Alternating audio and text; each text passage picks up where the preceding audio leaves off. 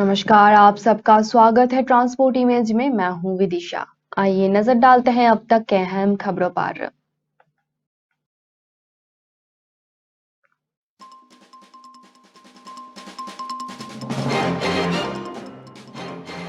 अमरनाथ की यात्रा होगी अब आसान, रोपर तक रोपर चलाने की है तैयारी।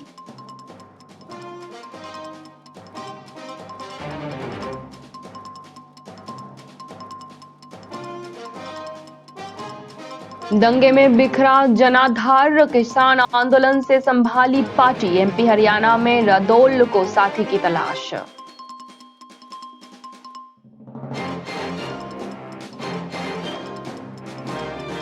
महाशिवरात्रि पशु मेला समाप्त होते ही सूना हुआ ये मैदान। रियासत काल से ही इस मेले का है कनेक्शन।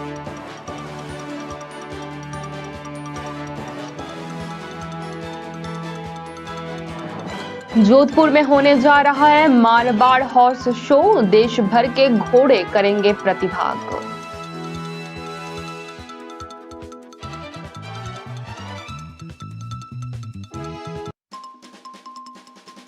बीजेपी पे बड़ा आरोप, ना शहीद तिलक राज के नाम पर गेट बना, ना सड़क हुई पक्की, वादा नहीं निभाया गया।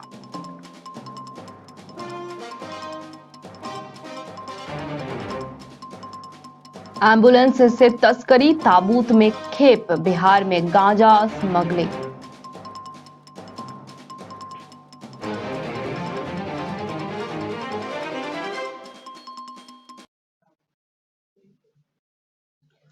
आइए जानते हैं खबरें विस्तार से।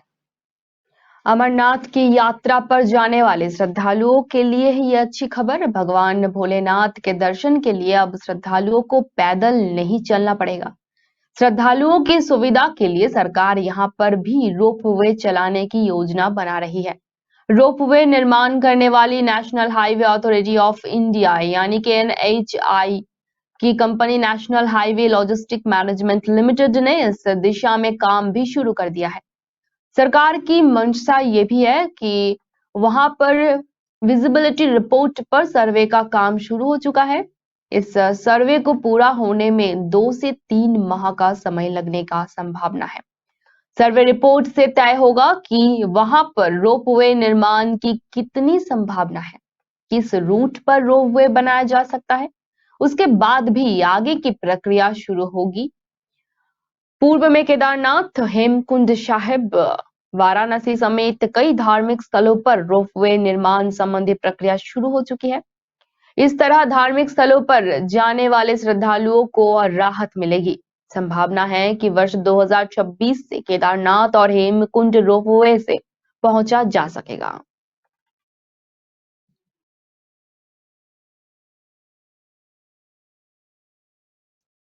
यूपी में अमूमन हर प्रमुख दलों से ही हाथ मिला चुका है राष्ट्रीय लोक दल यानी कि रालोद। अब सपा संघ ही आगामी चुनावों की रणनीति साधने में जुटा हुआ है। वहीं राजस्थान में होने वाली विधानसभा चुनाव में भी कांग्रेस पर है भरोसा जताया जा रहा है। इसका ऐलान खुद राष्ट्रीय अध्यक्ष जयंत चौधरी ने दिल्ली में हुए राष्ट्रीय अधिवेशन में किया। वहीं जयंत अब अपने पिता और दादा की विरासत के विस्तार पर भी मंथन कर रहे हैं। इसके लिए वो पहले मध्य प्रदेश हरियाणा में समान विचारधारा वाले साथी की तलाश में जुटी हुई है।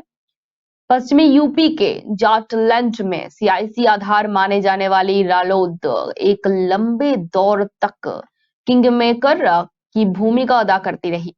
वहीं मुजफ्फरनगर दंगे से पार्टी की जाट मुस्लिम समीकरण बिगड़ गई है। इस बीच क्षेत्र में जाटों के बीच भाजपा को बढ़त मिल गई। इसकी पुष्टि चुनावी परिणामों ने भी की। वहीं किसान आंदोलन ने एक बार फिर जाट मुस्लिम करीब आए। साथ ही रालोद ने सपा से गठबंधन कर चुनाव में उतरने का फैसला ले लिया है। 2022 विधानसभा चुनाव में 33 सीटों पर चुनाव लड़ा जाएगा, जिसमें से 8 पर जीत हासिल की।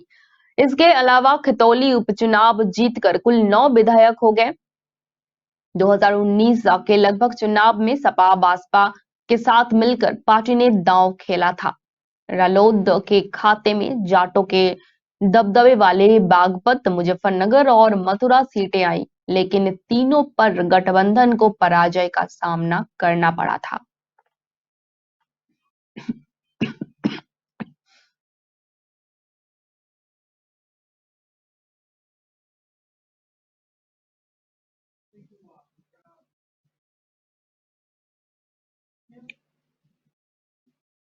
राजस्थान के प्रमुख पशु मेलों में शामिल महाशिवरात्रि पशु मेला इस साल 5 फरवरी से लेकर 13 फरवरी तक आयोजित हुआ।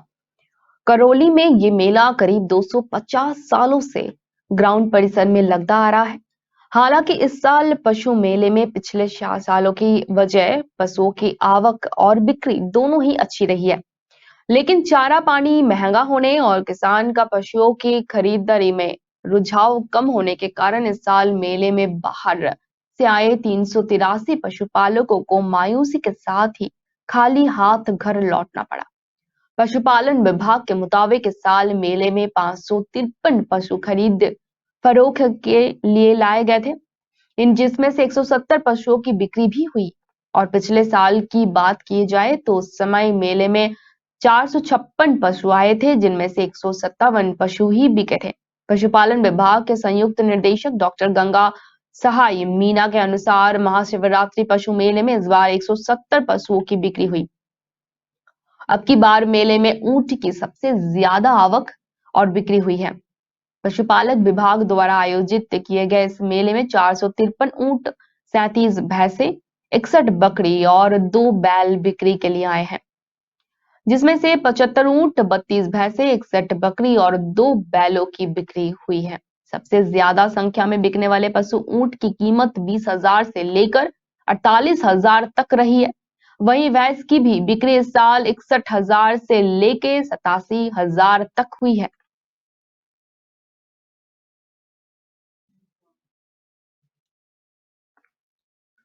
पूरी दुनिया मारवाड़ी हॉर्स की कद काठी की दीवानी है। यहाँ इस बार 8वां मारवाड़ हॉर्स एक बार फिर जोधपुर में 17 फरवरी से आयोजित हो रहा है। महाराजा गजसिंह के मध्य संरक्षण में मारवाड़ नस्ल के उन्नयन एवं संरक्षण के लिए ये 8वां 2 दिवसीय मारवाड़ हॉर्स शो 17 व 18 फरवरी को all India Marwari horse society Jodhpur व Marwari horse book registration society of India के संयुक्त तत्वावधान में Maharaja Gajsingh sports foundation polo ground पर ही आयोजित होगा। इसमें देश के विभिन्न प्रांतों के अश्व भाग लेंगे, जहां प्रथम आने वाले अश्व को 1 लाख का इनाम भी मिलेगा। इसमें मुख्य आकर्षण में इंग्लैंड से आयात किए गए दुनिया के सबसे छोटे अश्व की खासिल नस्ल फेलाबेला सहित अरेबियन नस्ल के अश्व मुख्य आकर्षण का केंद्र रहेंगे। All India Marwari horse society व Marwari horse stud book registration society of India Jodhpur के सचिव जगजीत सिंह का कहना है कि इस हॉर्स शो में देश के विभिन्न प्रदेशों के स्टैंड बुक द्वारा रजिस्टर्ड घोड़े भाग लेंगे व 2 दिनों विभिन्न अश्व प्रतियोगिताएं भी होंगी, जहां इस आयोजन का मुख्य उद्देश्य मारवाड़ी नस्ल के घोड़ों की पहचान व गुणवत्ता को बनाए रखने का प्रयास में महाराजा जगजीत और गजसिंह जी के द्वारा मारवाड़ नस्ल की पहचान को बनाए रखने के लिए निरंतर प्रयास किए जा रहे हैं।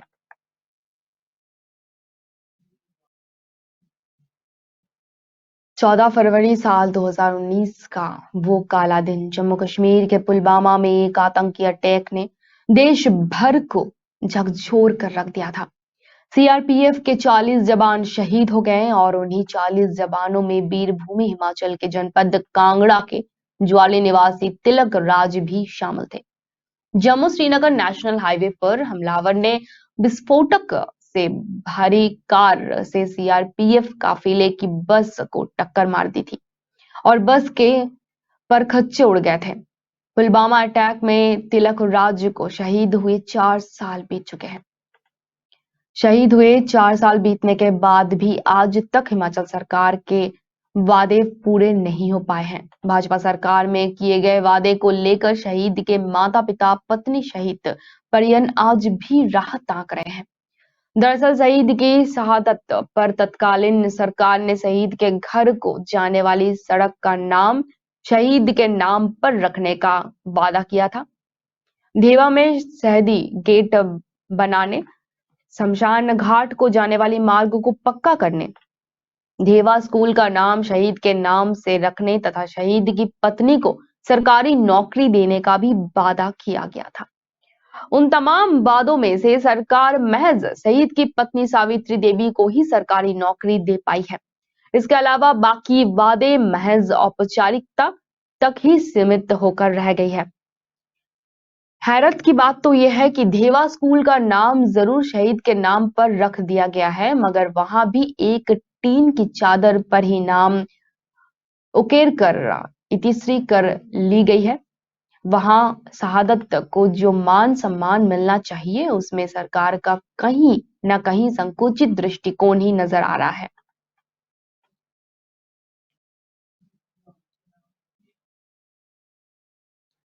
आमतौर पर एम्बुलेंस का इस्तेमाल मरीजों को लाने और ले जाने के लिए होता है, लेकिन जब कोई मरीजों के लिए बने वाहन से मादक पदार्थों की तस्करी करे तो क्या किया जा सकता है? कुछ ऐसा ही मामला बिहार से सामने आया है। मामला माधेपुरा जिला से जुड़ा हुआ है। जिला के उदाकीसगंज अनुमंडल अंतर्गत पुरानी थाना क्षेत्र के भटोनी पूर्वी टोला वार्ड नंबर 4 से पुलिस ने एक एम्बुलेंस से भारी मात्रा में गांजा बरामद किए हैं। खास बात तो यह है कि गांजा की तस्करी के लिए एम्बुलेंस का इस्तेमाल हो रहा था, जो कि बंगाल नंबर का था। एम्बुलेंस के टूल बॉक्स, ताबूत आदि जगहों पर से पुलिस ने 180 किलोग्राम गांजा बरामद किए हैं, जिसकी अनुमानित कीमत करीब 50 लाख बताई जा रही है। इस मामले में पुलिस ने एम्बुलेंस चालक और 2 महिला कारोबारियों को गिरफ्तार किया है। बताया जाता है कि कुछ माह पहले भी एम्बुलेंस गांजा की खेप लेकर यहां आई थी। यहां रात में पुलिस द्वारा बाइक से पीछा करने के दौरान पुलिसकर्मी को ठोकर मारते हुए एम्बुलेंस भागने में सफल रहा था। तब से पुरैनी पुलिस और माधेपुरा पुलिस तस्करों पर नजर बना रखी थी।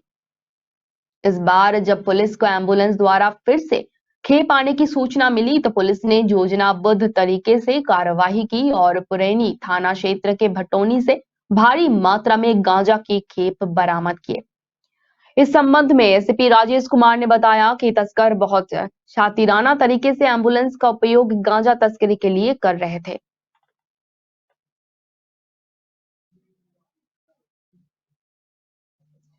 होली के ठीक पहले अयोध्या पुलिस को एक बड़ी सफलता मिली है। चंडीगढ़ से लखनऊ के रास्ते बिहार के मुजफ्फरपुर से लाए जा रहे शराब की बड़ी खेप अयोध्या के रोना ही पुलिस ने बरामद कर लिए है।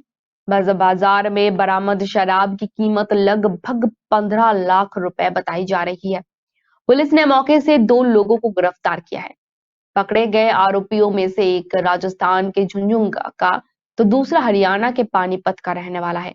वहीं पुलिस पकड़े गए लोगों के आपराधिक इतिहास खंगाल रही है। दरअसल अयोध्या पुलिस को मुखबिर के द्वारा देर रात अवैध शराब तस्करी की सूचना मिली थी।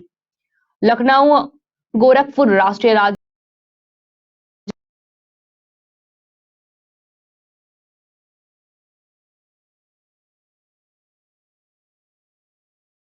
के आरोपियों ने ट्रॉली में बल्लियां लादे रखी थी ताकि पुलिस को गुमराह कर सके। वहीं पुलिस ने बालियों के बीच से नीचे से रखे टैंक की तलाशी कर ली और शराब की 175 पेटियां मिली वहां से। हैरानी की बात तो यह है कि आरोपी ट्रैक्टर बिहार के मुजफ्फरपुर की मोटरसाइकिलिंग नंबर से चला रहे थे।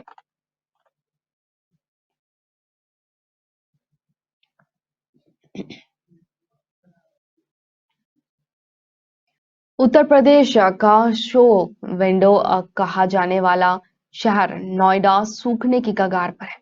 दरअसल साल दर साल बढ़ती आबादी के प्यास बुझाते बुझाते नोएडा खुद सूखने के कगार पर पहुंच गया है। आवश्यकता से भूजल स्तर लगातार गिरता जा रहा है। एक दशक पहले जहां जमीन के अंदर 100 फीट पर पानी मिल जाता जाया करता था, वहीं अब कहीं 200 तो कहीं 300 फीट तक बोरिंग करना पड़ रहा है। कभी कभी तो ऐसा भी होता है कि पानी मिलता ही नहीं है, जिसके कारण शहर तो शहर ग्रामीण क्षेत्रों में भी लोग बाजार से पानी मांगने पर मजबूर हो जाते हैं। नोएडा के जितने भी गांव हैं, जैसे बहलोलपुर, होशियारपुर, सफराबाद, बिसरख, नवादा, इन सभी गांवों के चारों तरफ घनी आबादी वाले सेक्टर हैं। यहाँ हजारों फ्लैट्स और लाखों लोग रहते हैं और उन्हें सभी को जल की आवश्यकता होती है। सराफाबाद गांव के रहने वाले सोनू का कहना है कि जब गांव के आसपास सोसाइटी बनाने के लिए जमीनी को खोदा जाता है, बड़े बड़े गड्ढे किए जाते हैं, तो उसके दौरान ग्राउंड वाटर का काफी दोहन होता है, जिसके कारण पानी काफी नीचे चला जाता है। जहां गांव में उसके आसपास 30 फीट तक पानी मिल जाता था, वहीं आज 200 फीट तक बोरिंग करवानी पड़ रही है। हर साल हम बोरवेल लगाते हैं और इस साल 2 से 3 फीट दोबारा से पाइप डालना पड़ता है। जो खर्चा 30,000 रुपए था, अब वो 1 लाख तक बढ़ गया है। पानी खरीद कर पीना पड़ता है। जितने भी कुएं थे गांव में सब सूख गए हैं।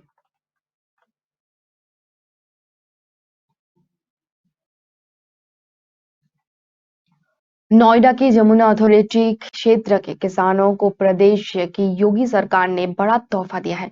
यमुना विकास प्राधिकरण ने किसानों से अधिग्रहण की जाने वाली जमीन के रेट बढ़ा दिए हैं। कैबिनेट बैठक में हुए फैसले के मुताबिक अब किसानों को 31,000 रुपए प्रति वर्ग मीटर के हिसाब से मुआवजा मिलेगा।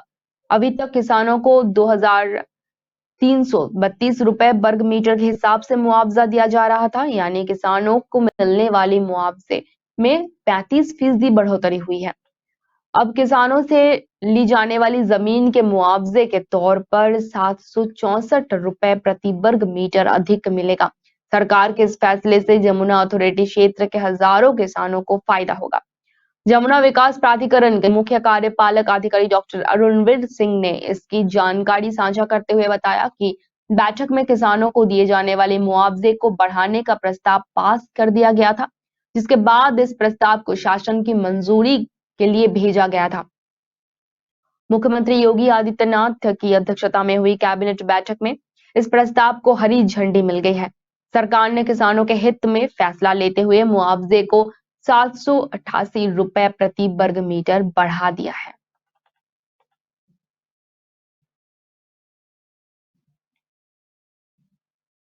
बिहार के गया रेलवे स्टेशन पर बुधवार को रेलवे और एनडीआरएफ की टीम ने संयुक्त मॉक ड्रिल किया।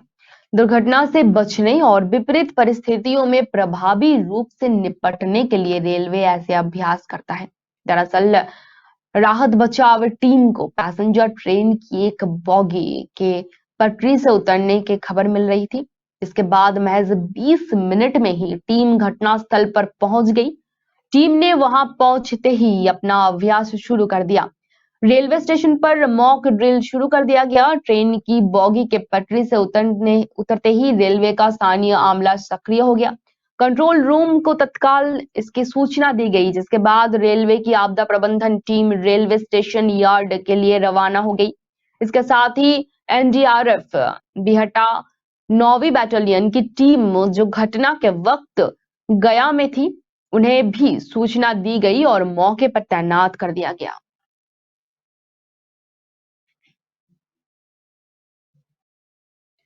उत्तरी भारत के बड़े गैंगस्टर्स में शुमार लॉरेंस बिश्नोई से अब जयपुर में पुलिस पूछताछ के लिए ले जा रही। इसके लिए पंजाब में जेल में बंद लॉरेंस बिश्नोई के प्रोडक्शन वारंट पर लेकर जयपुर पुलिस राजस्थान के लिए रवाना हो गई है।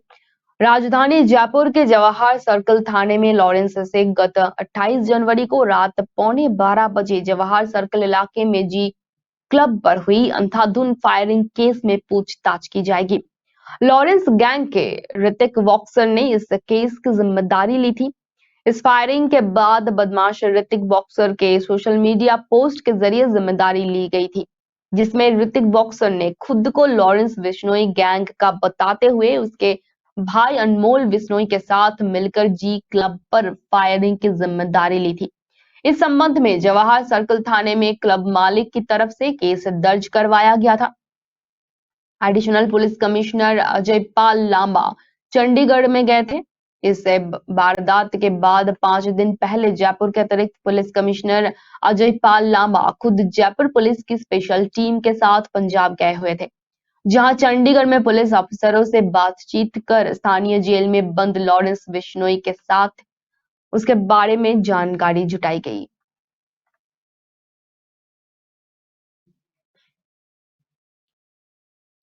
पिछले 20 दिनों से माता सुख में लिग्नाइट कोयले की खदान से जहरीला धुआं निकल रहा है।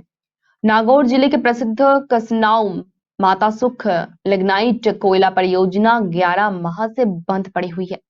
माता सुख खदान में खुला पड़ा कोयला जलकर धुएं में उड़ रहा है। 20 दिन के बाद भी RSMML द्वारा जल रहे कोयले का समाधान नहीं हो पाया। इस कारण से गांव वालों को सांस लेना अब दुश्वार हो गया है। RSMML राजस्थान सरकार का एक उपक्रम है जो कोयला खनन पर काम करती है, लेकिन इस विभाग के पास ना तो साधन है और ना ही संसाधन है जिससे कोयले को बुझा सके, क्योंकि इस विभाग का सारा काम निजी कंपनियों द्वारा ठेके पर किया जाता है। RSMML के पास संसाधन की कमी की वजह से 20 दिन से माइन से धुआं निकलते ही की वजह से आसपास के गांव कोयले के धुएं से धुंध छा गया है। लोगों की यहाँ रहना दुश्वार हो गया है। विभाग के द्वारा कोयला बुझाने का कोई प्रयास नहीं किया जा रहा है, लेकिन धुंध की वजह से या उत्पन्न होने चिकित्सक जगदेव बताया कि का धुआं इंसान के साथ जानवरों के लिए भी खतरनाक है। कोयले के धुएं में लगातार संपर्क में रहने की वजह से श्वसन संबंधी बीमारियां उत्पन्न हो सकती है, जैसे कि न्यूकोमियासिस, लंग फाइब्रोसिस, आंख में और नाक में जलन, त्वचा संबंधित कई बीमारियां हो सकती हैं। इसमें फेफड़े को भी भारी नुकसान पहुंच सकता है।